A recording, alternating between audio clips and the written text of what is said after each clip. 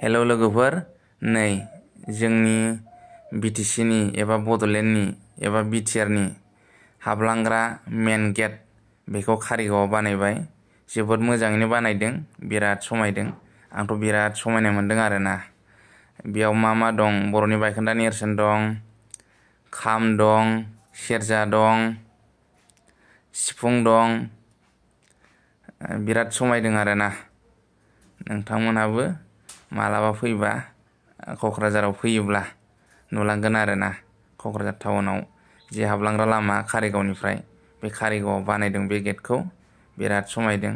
नाथाय मोनसे खोथा आं रिकुवेस्ट खालामनो सानो, बै गेटनि गेजेराव मोनसे सलार लाइट होनाय दं।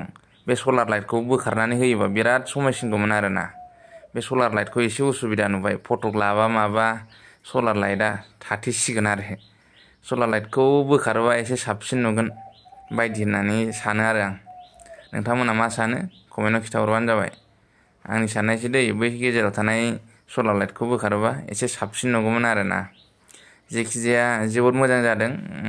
गेटनि साजायनायफ्रा बिराद मोजां जादों आरोना। जिं जिङाव मोख्रा मानै दं नै। ओमफ्राय खामथ' थाखाबाय, सिफुं थाबाय, सेरजा थाबाय। बिराद समायनाय मोन्दों आङो। नोंथांमोनाबो